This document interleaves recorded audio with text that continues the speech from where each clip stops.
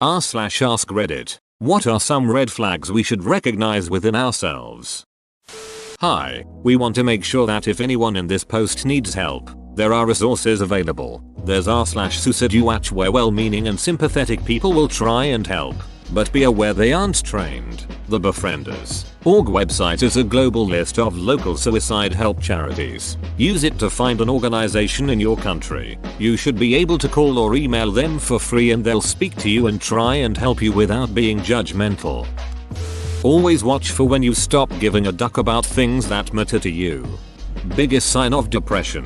I used to care about a lot of stuff and then one day I realized all my hobbies didn't appeal to me anymore. Damn. That's happening to me now. Edit.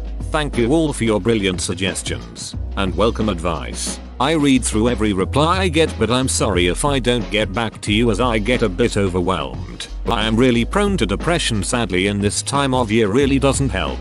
Christmas does nothing for me and the lack of sunlight doesn't help.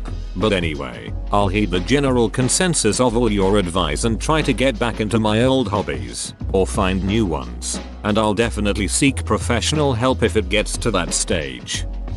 I ask for reassurance when I should just be making a decision and doing it without having someone tell me things will be okay. I was talking to a professor once about some personal problems. He nodded his head every way I told the story. Open bracket. I told it probably 6 different ways. He looked at me and said, "I'm not going to give you the validation you're looking for. You know how you want the outcome to be, and now you need to act on it." My mind was blown. And I've always thought about reassurance validation way differently. Edit. Proud to say my top comment now is about great life advice. This was me for many years as well, until some friends said to be well, it wouldn't be X if he wasn't complaining. It completely shook me to my core. I had no idea people saw me that way. I thought I was just vocalizing very real frustrations. But to everyone else, I was constantly complaining and not taking real action. Which was true. It was a big eye-opening moment for me. But I was raised in a family of complainers. So it's taken a long time to break the habit. I still struggle with it, but it has made a big impact on the way I view myself and others view me.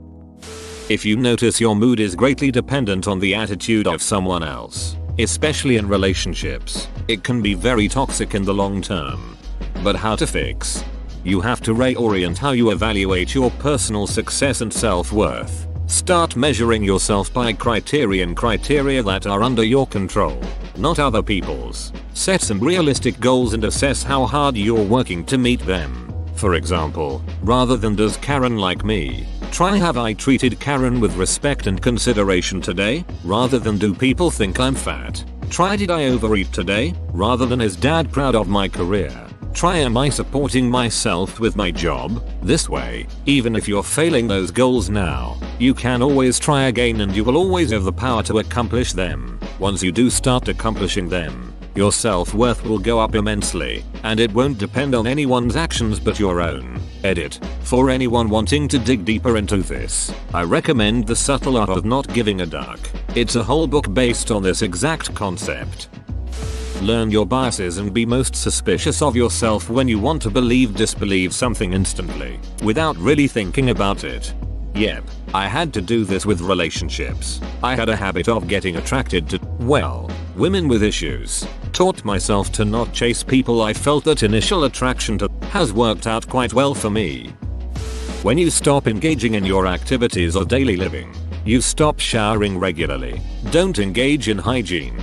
Don't brush your teeth. Don't eat anything nutritious. Edit. The important thing here is to notice that there was a change. If this is how you've always been, then maybe that's an aspect of you. But if there was a change when you stop engaging in these activities, then you might want to get help. Just because you can't see the way out doesn't mean there isn't one. The fact you took the time and effort to type out your comment tells me that the fire burning inside you hasn't died out yet. Don't give up. This has been me for a couple of months now. I haven't brushed my teeth in forever, but I do still take showers since I haven't, so that helps me by telling me to do so. I'm mostly eating crap, chocolate and deep fried food. Working at a fast food place isn't helping. I'm just so ducking stressed about everything. With Christmas coming up, living far away from my family and hating my job with endless overtime. Help me. Edit. I'm getting a lot of comments centered around being a guy, which I am not. I know. No girls on the internet and all that, but I really am a girl. When your only way of striking up conversations is by complaining about shit in your life, that is unhealthy as duck. Oh number. How do I fix myself from this? Once you realize it and accept it, you just gotta be self-aware and work on it. That type of complaining is a downward spiral. You drag yourself and everyone around you down. Focus on the good stuff. If you say last one more than a time or two about absolutely anything. Just one more turn in r/Civ. I played this game literally one time. Had gotten Civ 5 on a Steam sale and one day decided to try it out. The next morning at 5 AM I was still playing it and had to work that day. I have no idea how it happened, but I don't want to do it ever again. When I'm doing well, but when someone touches a nerve and I get upset, chances are I'm probably not going as fine as I've led myself to believe. Also, along that same line, getting defensive about something means you probably aren't very secure about your relationship with whatever that thing is. This can be true, but I'd stress the probably in that statement. I think often people can run the risk of assuming insecurity, or even guilt, in the case of an accusation, when someone may simply just not be a confident person, in general, or maybe they are just easily flustered and weren't prepared to have to defend themselves all of a sudden. There are a number of reasons someone might be defensive that don't necessarily relate to the thing that they are defending. Open bracket. Flashbacks to knowing 100% when my little brothers stole from me because they were so adamant that they hadn't. If nothing is your fault and everyone is ducking you over constantly, it may be your fault and you're the one ducking everyone over. It's really hard to see this sometimes too. Taking a step back is really hard sometimes. I struggle with this a lot. My biggest problem is not being able to see where I went wrong. I always feel like I'm being taken for granted, or lied to or mistreated by almost everyone. I realize that it's probably me, but I can't see what I'm doing wrong. If you're unpleasant to your loved ones while waiting for a text message from your crush partner, but pleasant to them as soon as you receive that text, that's a huge red flag. In other words, unhealthy love makes you abandon the world for one person. Healthy love makes you see the world in a brighter light, and you'll be kinder to those around you. Edit. Thanks for the gold. It's my 6th day, and I hope this was a wake-up call for those who needed it. I see this shit all the time. People getting all pissed off because someone hasn't texted them back and going around being an a-hole. Your whole life doesn't revolve around your love life, and that could be the reason they are not texting back. The modern day obsession with texting and constant communication can be really draining. I hate it and don't want to be in constant communication, but most people around the age of 20 need to be constantly texting. Nobody was texting each other 24/7 20-30 years ago and they were fine. Open bracket. Edit. This statement was a little hyperbolic. What I meant was that relationships still happened and went on without phones. Makes for unhealthy relationships, If you are constantly frustrated that no one understands you, then you probably aren't communicating effectively. Don't assume anyone knows your intentions or thoughts. Try to see the world through a third-party view with none of your internal dialogue. Yay. Especially in text, it's so critical that you read what you're typing out, and seeing the different ways what you're saying can mean given different tones. Shying away from common phrases and trying to come up with different ways to say something goes a long way. An example would be, I really wish I had X in my life. It would fix a lot of problems. Why don't you just make it? Then, you could have intended that in a legit curious way, as in what's stopping you? Do you need help? But, without tone, you can easily come across as, well, why don't you just do it? Are you dumb or something? A great way to have responded that can avoid that is just wording it differently. I really wish I had X in my life. It would fix a lot of problems. Oh, is that something you can make? Does it require help or materials that you don't have? Can I get involved? World of difference.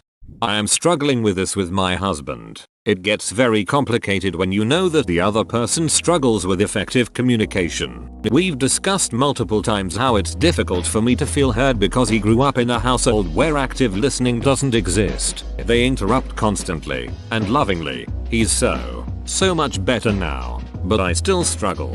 So to add to your point, don't let the other person's deficiency take all the blame. If you know the person you're talking to isn't a great listener, that doesn't mean your communication is perfect and it's their fault. Maybe your communication is also lacking. We all have flaws. If everyone but you is at fault, take a second and think about how your actions may have contributed to the problem. Not to say you are 100% only a fault, but the saying applies. If it smells like crap everywhere you go, check your shoes. This could apply to relationships. All my exes are crazy. Work. Every job I've had. I hate my boss. Or friendships. My friends always disappear after a while. It's unlikely that the problem is always someone else's fault. Edit. THX for the gold, mate. You could also say the opposite of this. Feeling at fault for everything is a red flag. It can be such a subtle feeling. For example, thinking a conversation between you and an acquaintance was awkward or didn't end well because you said something wrong or you are awkward. It seems small, but when you apply that filter to everything in life it becomes toxic. I only recently realized I do this and that the feeling I've done something wrong had turned into there is something wrong with me. That kind of pervasive negativity kills your spirit. Very well said. Negative anticipation can easily turn every negative experience into a self-fulfilling prophecy. When you start needing excessive pleasure and happiness, it's because you are depressed. Perhaps you aren't able to cope with the daily stress of life, or maybe something traumatic happened. For example, my dad died and I just started buying cars. I bought 3 cars in 1 year in cash to fight the grief, pain and sadness of losing my pops. Edit. Thanks for the gold and all the beautiful comments. I appreciate it. Mom's been gone for barely a year now. We've spent $5,000 on clothes and $2,000 on makeup since. I feel you. Whoa. I never connected my depression and my excessive fun and pleasure seeking. That actually makes a lot of sense. Thank you. Sometimes the traits in others that annoy us the most are attributes we have within ourselves that we, at least subconsciously, wish to change. But we are also good at ignoring these issues within ourselves. I don't ignore it. I'll change it tomorrow though. Today I'm kind of too busy tired. When all your relationships don't go anywhere, if you see red flags in your SOS here and there, that's natural. If everyone repeatedly has red flags, you should look at your glasses. See, this frightens the hell out of me. All of my relationships have been very unsuccessful, but everyone I know suggests that I'm just unlucky. I'm concerned that I've got some bad personality trait that's screwing everything up. Edit. Holy shit, this is by and large my most upvoted comment.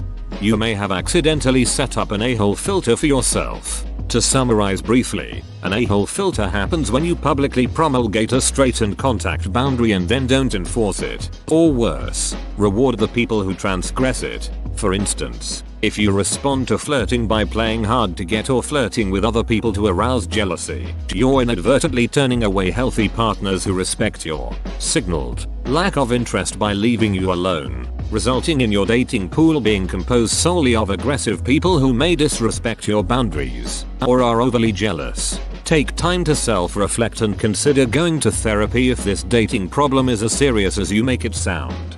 Best of luck. I try to stop pretending I'll live in a movie, e.g., getting the girl in the perfect way, getting the perfect job, scoring the game-winning touchdown. Holding yourself up to standards found in Hollywood will likely cause upset. I remember finishing school and knowing that I was going to graduate with a good degree, get a great job and have a husband and 3 kids by 25. Because that's the dream, etc. I'm 31. I am back at uni. Did get a degree but not a career. I am engaged but no kids. Life is not as easy as the movies makes it out, but it can still be good. Thanks for sharing. I don't mean I find pleasure in your situation, although it's reassuring that my life doesn't need to turn out as perfectly as I want or as others want. Being afraid to ask for help. I usually just end up avoiding the task then. It makes me physically sick when I have to ask for help with personal things. It's like a mini panic attack mixed with my guts being 2 steps behind me. It took about everything I had to ask a friend to give me a ride when my car was at the mechanics. He said he couldn't. He had his newborn and didn't have the car seat. I spent the next week kicking myself for not just getting an Uber instead of asking. I'm the same way. Thanks to my mom. Growing up, she drilled it into my head to never ask for help, because then you will owe them something, and that's apparently a fate worse than death. If you compulsively destroy all your romantic relationships just to stop worrying whether they'll reject you at some point, you might have an anxiety problem and should see someone. Edit. Some confusion on who you should see. I was implying you should see a therapist. Now, I know for everyone, including myself, this is not possible to do right now, because this post is like the blind leading the blind. I wish everyone good luck. We're all just doing the best we can in the end. Joke's on you. My fear of rejection has kept me from having any relationships in the first place. Same here. Apparently I immediately put a big barrier up around guys. Never even noticed. Personally temper. Realize that if the people around you are constantly making you angry, chances are that they are not the main issue. Obviously this won't be the case for everyone, but it certainly is for me. I'm spending more time thinking through my responses these days rather than just snapping back at people that probably don't deserve to be snapped at. Good for you. That's a hard habit to get out of. My best friend has had failed relationship after failed relationship. I love her deeply, but she brings most of her grief on herself. Her quick temper and lack of a verbal filter has always gotten her into hot water. She finally asked, what if it's me and not them? That's a huge step. Hopefully she keeps working in the right direction. I hope you do too. My problem is that I am angry when I'm sad. If you've been saying it's only temporary for a couple years, it's real easy to get stuck in a rut and distract yourself with some far off plans. Always have something you could be working on that directly contributes to your goals. I think I needed to hear this right now. Thanks. If you are ready and willing to sacrifice your happiness, your health, your whole life for the people you love, maybe it's not because you're such a selfless and righteous guy. Maybe it's because you have some issues about your self-worth you should work through. But what if we derive our self-worth from being good to other people, your worth is inherent. I have anxiety and very often I would do little things to make life easier for others, to try and justify my presence. It's actually awful. Learn to love yourself. Keeping a tally of how your loved ones have wronged you and using it in arguments later. You don't need a piece of paper if you have a good memory. Taps head. This guy grudges. My biggest red flags are my thoughts that if I do or say something stupid while drinking, that I 100% mean to say, I can just later blame it on drinking. Winner. I have done this. Do not do this. It makes you look not only weak, but also like you have a problem, and you use alcohol as an excuse to do dumb shit. If you start owning up to your bullshit, it'll make you really think about yourself. Always do sober what you said you'd do drunk. That will teach you to keep your mouth shut. Ernest Hemingway. Continuously making last-minute excuses for yourself. Before you know it, a year has gone by and you've done absolutely nothing. Attribution error. We succumb to this with such regularity. Example, we assume the guy that just cut us off is a donghead of a driver who doesn't care about the safety of those around him. We don't assume that he just got a call at the office that his toddler has been rushed to the hospital. We tend to assume the worst in others, while believing the best in ourselves. On the reverse side of irritating driving, we assume that the slow driver ahead of us is elderly, overly cautious to the point of being dangerous, or simply retarded, oblivious to traffic patterns. We never assume they are transporting a vehicle full of rare antiques or a full fish tank. That's fine as long as they're not the passing lane. Please note the edit below when you find yourself trying to avoid social contact, even with the people you like, and finding excuses so you don't have to talk to people. Edit 3. Since there have been some issues with the vagueness of this comment, I mean a situation where you realize that you have slowly been losing grasp on your life. If you're simply not a people person, or you need a break after a tough day, there's nothing wrong with that. Edit. I'm sad to see how many people are affected by this. please try to talk to someone about it. I know it's hard, but it's the first step to feeling better. If you don't have anyone you feel comfortable talking to, there are also help hotlines. If you want more information, the following subreddits might help you. There are probably more. If anyone has some good information, please feel free to add r/depression r/depression helper/suicide watch if things get that far. Suicide hotlines are also a great way to get help. Thanks. u/yoggedspirit. The suicide hotline is superb if you're ever feeling really down. I've called a handful of times, and each time they've been unfailingly supportive and helpful. I wish all of you the best. Hopefully, you will find the strength to talk to someone about this and feel better soon. Just remembered Mincheck, based in Canada, but that should only matter for the hotline numbers. They link an online chat as well, though. They have screening tests for you and information about the topic for friends and family of those afflicted. The site was created after the suicide of NHL player Rick Ripien, with the goal of raising awareness about mental illness. The tests are very rudimentary, but they might be a first step. More detailed ones can likely be found in the specific subreddits. The relevant one here is likely the second one. Edit 2. Thanks to everyone who opened up, and to everyone trying to help. You guys are awesome. Thanks for the gold. Kind stranger. Any tips on how to fight this? Talk to someone you trust. Open up about your problems. If that doesn't help, call a depression hotline or talk to a psychologist. Best to take action before things spiral out of control. Edit. Disclaimer. I'm not a medical professional. Using life's difficulties as a crutch for 1. Never doing anything, or 2. Hurting others. Depression, anxiety suck. They really do. But they are not a free pass to hurt your friends and family under the excuse of "but I'm sick." Examples. Only talking about yourself and not listening to other people's problems. Expecting others to drop what they're doing and care for you. Expecting friends and family to help you, then lashing out at them that they didn't help you correctly, etc. etc. Edited to add, since several people are sharing their thoughts about currently suffering from depression mental health issues, I encourage you to talk with someone. Despite the original post, it is still a good thing to go to family, close friends and ask for help. There is a big difference between going to someone when you need to versus abusing someone's compassion. Don't hesitate to ask for help when you need it. If there's no one in your life you can go to, there is a depression hotline and a suicide hotline. Dwelling on past events that are completely irrelevant to your current existence. Isolating and pushing people away. I'm trying to fix this myself, RN. If there are people that care about me, I do something really shitty to have them make the choice that they don't want to be near me. Letting people in is fine and normal. But when people ask me, "How are you?" I totally have no idea what to say. Trying to learn that right now, with a close friend's help. Not being able to accept kindness from others, be it compliments or gifts. Not only is it a big red flag about your self-esteem, it's very off-putting to the people you reject kindness from. Constantly oversleeping and staying up into the early hours of the morning are both signs you may be going through a depressive episode. This thread is like a magic 8-ball telling me that all signs point to yes. It could also just mean you've got an offset circadian rhythm, work later shifts, or sleep poorly because of external factors. Just because some of us sleep at odd hours despite how inconvenient that can be to others doesn't mean it's a cry for help.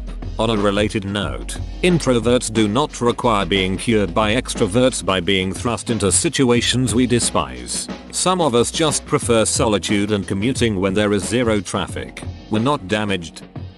If you need constant reminders of even the simplest things, you might actually have a problem. If a night without a drink sounds like hell, you might have a problem. If you feel like you physically want to die when someone does not reply in minutes, you might have a problem. If you don't kneel before me, we will have a problem.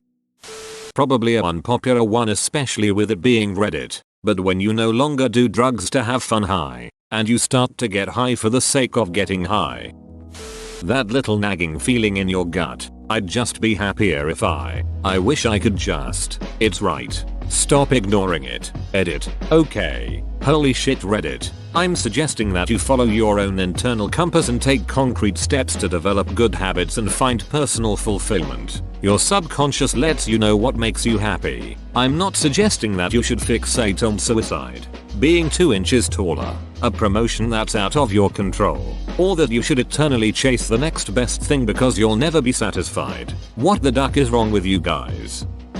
Whoa, you made it to the end? You're a ducking beast. I'll cut you a deal. Smash like and subscribe for more curated content bruh. It's free and that's a great price.